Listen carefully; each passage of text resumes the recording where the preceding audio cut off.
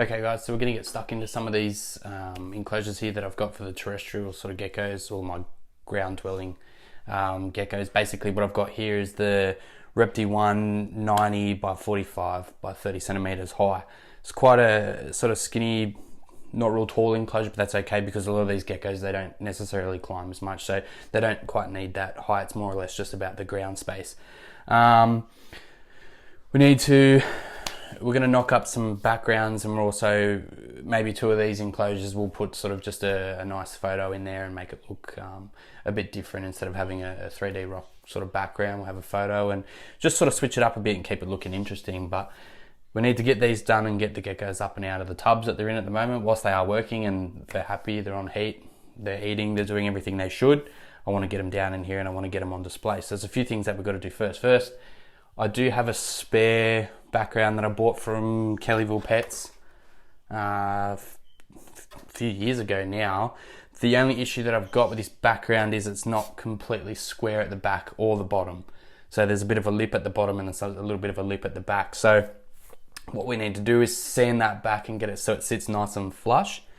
And that way, basically I've had small monitors and stuff before.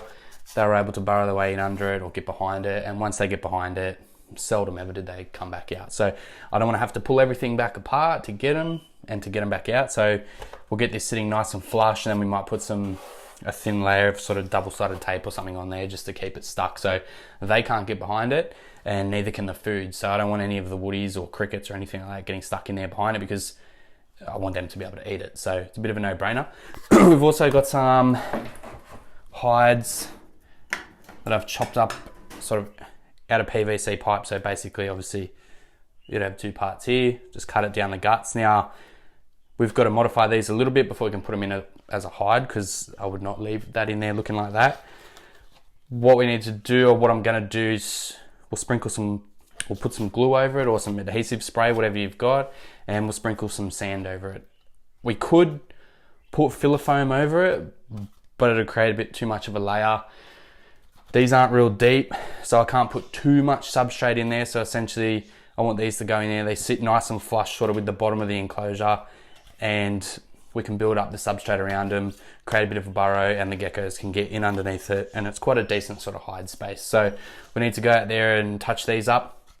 You just want to put a decent layer of sand over it, just so that it mixes and blends in well with your bedding and your other substrate that you might have on the bottom. So I've got a heap of these to tidy up, because there's a few enclosures here, and we'll have sort of multiple hides between sort of the Y piece there, and we've got a few T pieces, and I've also got a few little L bends there just for maybe some of the hatchy geckos that I've got and some of the ones that I've got on the way. So we've got a few of them to tidy up.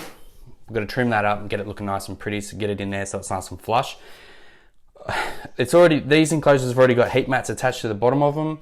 The fella that I bought them off already installed them, so I don't have to do any of that. I would like to get, and I am going to get, two UVB lights just across the top, just for the daytime there. But for the most part at the moment, we'll just get probably some little puck lights or something like that to stick up in there, just so I can sort of see what I'm doing. I could throw the geckos in as it is, put some sand in there and tidy it up and whatnot, but I want these enclosures looking excellent, so I'm going to put some time and effort into it, get them looking real nice, and then once we put the geckos in, I'm hoping that I won't have to do any modifications or any sort of touching up. They can just go straight in and get on with it. So we'll get stuck into that. First, we'll go and I'll show you how I square this up, and then we'll get these looking pretty so we can get them in there, and then we'll continue on with the next bit. So stick around for that.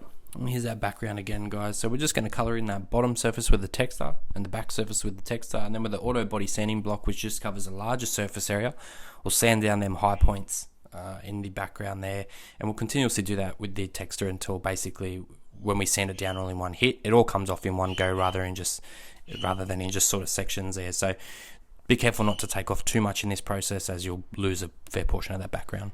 Alrighty guys, one quick thing that I just wanted to show you that might assist you in also designing your enclosures in the future is this awesome little web page here just called iNaturalist. And what it is here is if we type in the Latin name or the common name of the animal that we might be researching or we might be designing an enclosure for, we can see a number of individuals that have been photographed out in the wild, which can help us design our enclosures. So if we look at, say, Central Rough Knobtail gecko, here we go, Central Rough Knobtail gecko, also known as an Amye and so forth, we can see there's a number of photos of these individuals that have been taken out in the wild, which can help us get a better understanding of the kind of environment and so forth that they're from. So here's a nice neat little image that gives you a bit of an understanding of the environment, sort of reddish, yellowy brown kind of rocks, a bit of a sandstony sort of look here and so forth. So this was also taken, it shows you there's a little map just here, and it shows you exactly where this photo was taken and submitted and so forth. So this was taken just shy of south of Alice Springs there. And if we scroll up, we can see there's another awesome photo here. I quite like this photo because it shows you the deadwood sort of timber in the background, and the reddishy sort of brown rocks and nice big cracks and that through them. The desert scene in the background, it really gives you guys a, there you go, there's a bit more up and close. It gives you guys a bit of better understanding of sort of where these guys are from and kind of what it looks like. So that's an awesome individual there, and yeah, it's a great photo, and again, you can use this to your advantage. So as you can see here, there's that sort of that real deep red, orange sort of insides to the rock, and then you've got your nice dark and sort of stained tops to them. So you can be real creative with this. It's not hard to mimic, and you can definitely use, like I said, these photos. I've used them before to help me design these enclosures, and I strongly encourage you guys to use these as well. So we can also go into here and we open it up, and so this looks like I think it's a bit south of the McDonald Ranges, which is what it is. Oop. So you've got your McDonald Ranges along here, Alice Springs, Uluru. So it's taken just sort of northeast of Uluru. So that's the map of Australia and Northern Territory in particular. And you can see these little red dots here are other photos of individuals that have been taken out in the wild. So you'll see here, there's a photo that somebody else has taken. Click on this one. When it loads, here's another photo. So just using this program here, I was able to just get a bit of a better understanding of also where you might find these geckos in the wild, and then looking at these photos, getting an idea of where they are from in the wild. And so given this is all sort of the McDonald Ranges up in Northern Territory there, we can obviously open up another tab and we can just look through parts of the McDonald Ranges here and just get a bit of a better understanding, of the kind of environment that we might expect to sort of see them in. You won't obviously find them in these really wet sort of areas in amongst here, but in these big rocky sandstone sort of areas up in here, you will find them up and around the grasslands, in and amongst the cracks and the crevices and so forth. So using that to your advantage, you can definitely that can definitely help design your backgrounds and so forth with your enclosures. So it's something that's definitely helped me, and hopefully it can help you guys. Okay guys, so we've got some polystyrene foam cut out for the background. As you can see, excuse me, behind me here, I've only used quite a small thin sheet for the background here because the enclosures are only 45 or 450, or whatever you want to call it, centimeters or millimeters, however you go by. They're only, I say, centimeters, so it's only 45 centimeters deep. I don't want to use too big of a background because it'll take away a lot of that floor space. So a thinner background, and what we're going to do is I've just, off camera obviously, I've cut some bits of offcuts here and just sort of shape them up a little bit flat at the back so they sit flush up against that. We've got some toothpicks here to sort of get them into place. Essentially what we'll be doing is just sort of putting some toothpicks in them, picking some shapes that we like together, and we will stick them up on the wall here. So these ones are quite small. They're going to add a bit more to we've got a bigger sheet here. As you can see, it's quite thick. So this will create bigger sort of rocks, bigger sort of ledges, and what the smaller pieces here will do, they'll sit on top and just sort of create a nice layered effect. So if I was to go ahead and just put a few of these here, there and everywhere, whilst it would look okay, it wouldn't look as realistic as what we can sort of make it. So these will get stacked on top of some of these bigger sheets. I have to cut this off camera because I've got to do that all outside, and that because of the fumes, it's really strong and it can get you a bit lightheaded and so forth. What I did do off camera that you guys didn't see is I have just some same type of material as this. I've broken it up, and just basically break it up with your hands because it creates a real natural sort of shape. You don't have to cut it, don't do anything like that. Just break it up, rip off the excess pieces or the the little ball things that fall off it, and I've painted some tile pointing over it. Now whilst these I don't know if you can sort of see, these are quite dark, these are quite red. That's just through the tile pointing mix that I've done here. But I've started with a real dark layer, as you would have seen with the screen recordings that I did in the previous frame, showing you the photos from iNaturalist. The rocks were quite a dark undercolor, like a reddy sort of undercolor, and they were quite dark on top. So essentially I've gone for that red sort of undercolor, and what I'll do now is I'll dry brush some black onto it, a bit of yellow, a bit of this and that, and we'll just sort of paint in some cracks and so forth, and get them looking real natural. What you can sort of do is obviously just sort of stack them like this, glue them, put a toothpick through them, whack them in your enclosure, and it creates, like, even that alone, I don't know if these guys can see that too well, but even that alone creates, it looks like a natural sort of rock formation. So a few of them through the enclosure, some dead wood and so forth, and I think we can get these looking really neat, really natural. So this enclosure here that I'm doing up now is for my Central Rough Knobtail geckos. I have a pair, I do breed these guys. I've just successfully hatched out a few babies. I'll show you them at the end of the video. They're quite cute, and then we'll show you the parents and so forth. So we'll get stuck into this. I've got to cut some bigger shapes, and then I'll bring them in here. We'll throw it on a time lapse, and I'll show you guys roughly how I'm going to design this enclosure. And yeah, we'll get stuck into it. I'll show you guys a photo that I've obtained and that I'm going to use as my motivation, and we'll see how realistic we can get this to look, and yeah, we'll get stuck into it. So shouldn't take us too long. I'll go and cut these out now. I'll bring them in. I'll talk about some of the shapes and then how I do it, and then yeah, I'll throw it on a time lapse and start gluing it together. Just quickly, there's two different ways you can sort of do it. You can do it inside the enclosure, or you can take the background out. I've taped up. It's a really good idea whilst you're working with the tile pointing and that sort of stuff, if you're going to do it inside the enclosure, tape up all the bits and pieces that you don't want to get tile pointing. I'm not too worried about the floor, you're not going to see it. However, the black framing and that sort of stuff, and I've taken the vent out of the side here, and I've taped up the vents on the side here. I don't want to get tile pointing on it, because to get that off, it's an absolute nightmare, and it just sort of ruins a nice clean enclosure that you've got. So we need to just do some future proofing and tidy it up. Another real quick just bit of word of advice: if you're going to cut some foam for the backgrounds here, just cut it a bit shy of the overall background. So these are roughly sort of 30 sort of centimeters tall, and then they're 90 centimeters long. You want to maybe just cut it down, so I would say probably about sort of 88, 89 centimeters. Give yourself a half a mil on either side, and the same sort of gap on the top. The reason for that is because the more layers of this tile pointing that you add, the thicker it becomes. So if you were to cut this perfectly to size, it's fine, but you wouldn't be able to cover the tops of the sides or anything like that. It would take up thinking, so it would take up too much room and it wouldn't fit in there nice and snug. The other way that you can do it is you can take all this stuff out, do it outside your enclosure, get it looking real neat and tidy, and then put it in. I've done it both ways. I tend to find that I enjoy doing it inside the enclosure, just simply because I can get a feel for what it looks like in the enclosure, as opposed to taking it out and doing it outside the enclosure. I sort of kind of go with the flow, especially when I'm not using photos for motivation and I'm just doing it off the top of my head.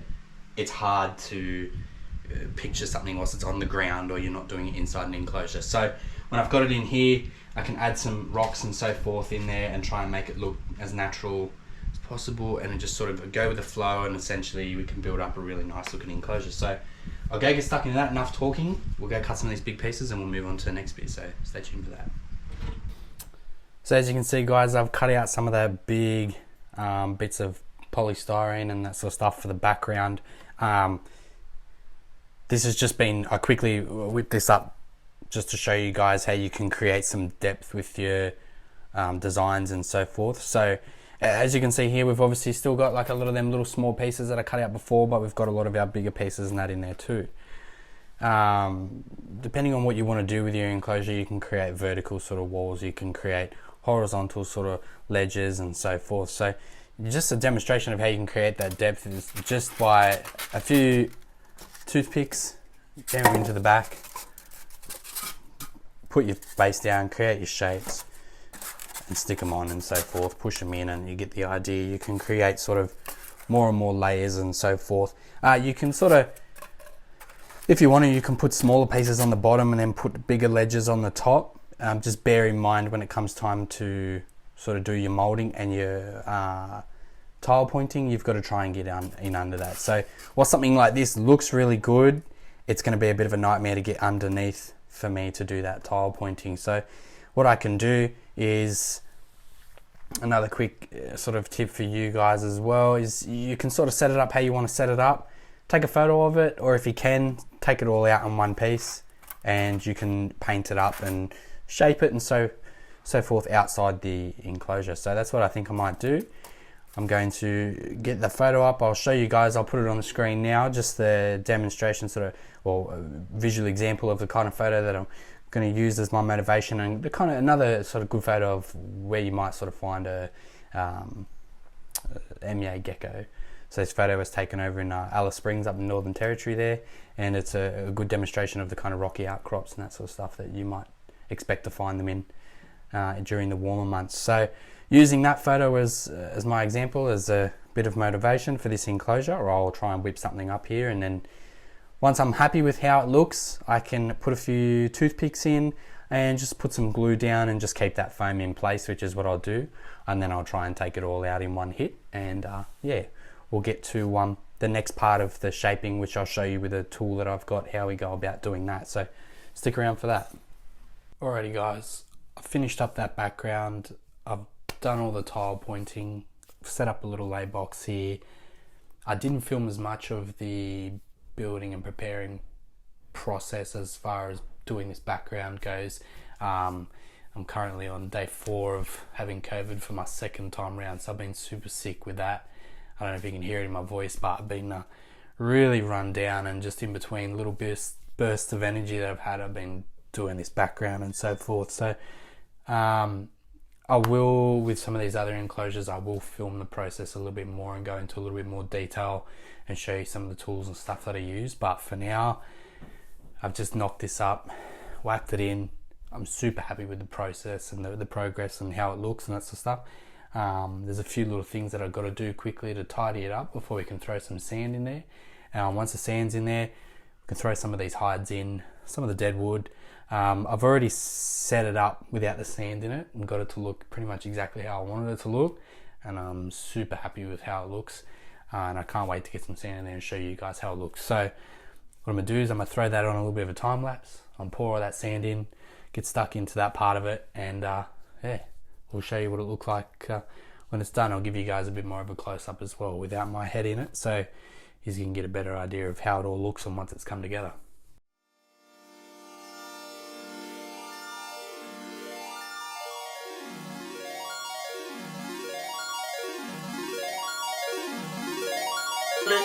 She attack, she attack, she attack to me, attack to she. You must be late. She attack, she attack to, she attack to me, attack to she. You must be late. She attack, she attack to.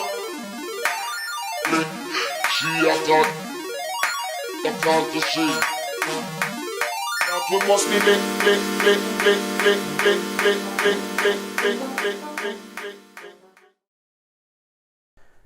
Righto guys, that's all done. Sand is in, driftwood's in, the grasses and stuff are in, and my fake rocks and that are all in, and I think it's looking incredible. A few quick things I wanted to show you guys before I go ahead and put the animals in.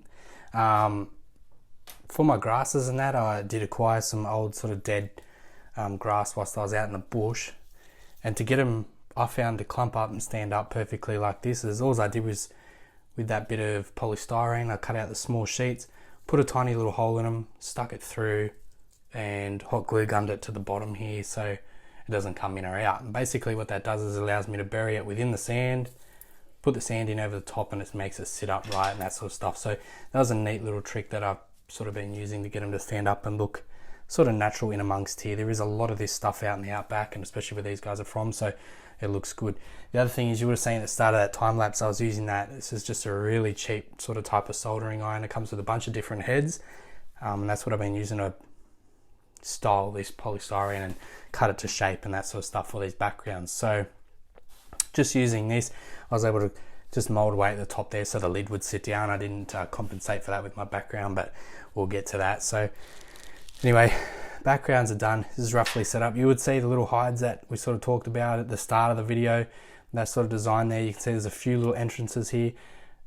As I would have explained at the start of the video, the idea behind this was so that it doesn't take up too much room sitting on top of the surface, but rather it hides in under the surface and these guys can burrow in underneath there. And like I said, it doesn't take up too much room. It looks natural and they can get in under there and escape. So there's a hide here in the cooler side of the enclosure, and there's a hide directly above the heat mat there, so they can thermoregulate and pick what they want. There's also a lay tub in here. I do need to make some adjustments to the lay tub because the lid that I put on here I think is a little bit too square. Doesn't look as natural, but there's some things I can do there to fix it up in the future. So it's no big deal, but for now it's in. Before we go ahead and finish up with this enclosure, I'll just show you the animal that's going in there.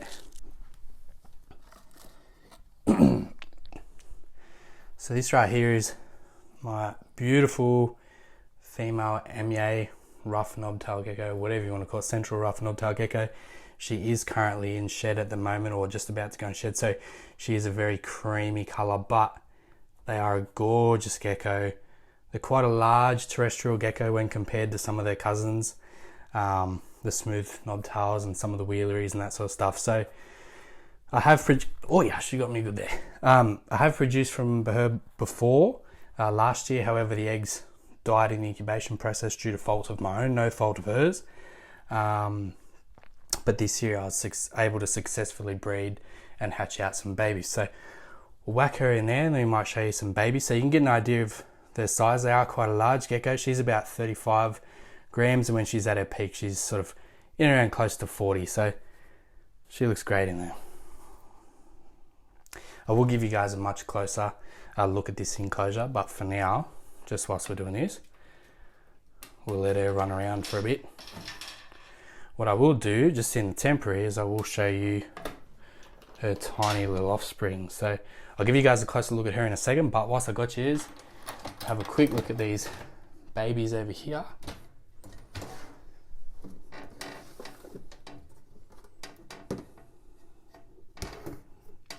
So give me 1 sec, sorry guys.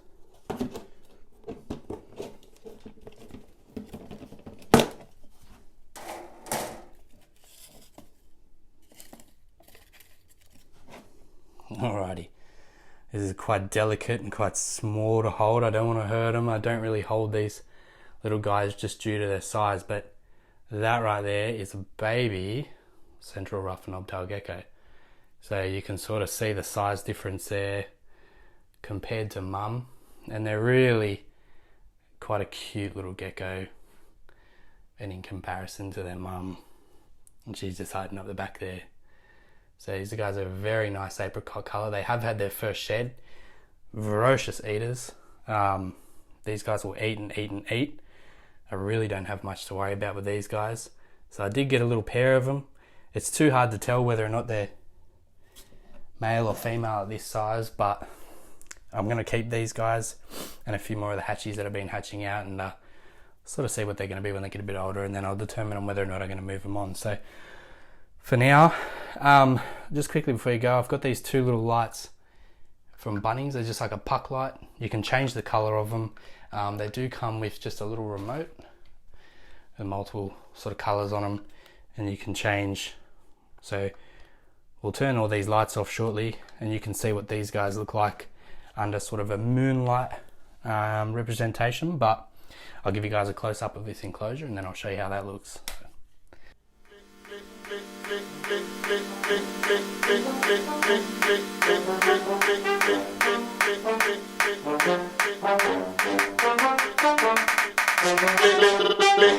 She have talked to me, and me have talked to she. But the day is coming that we must meet personally.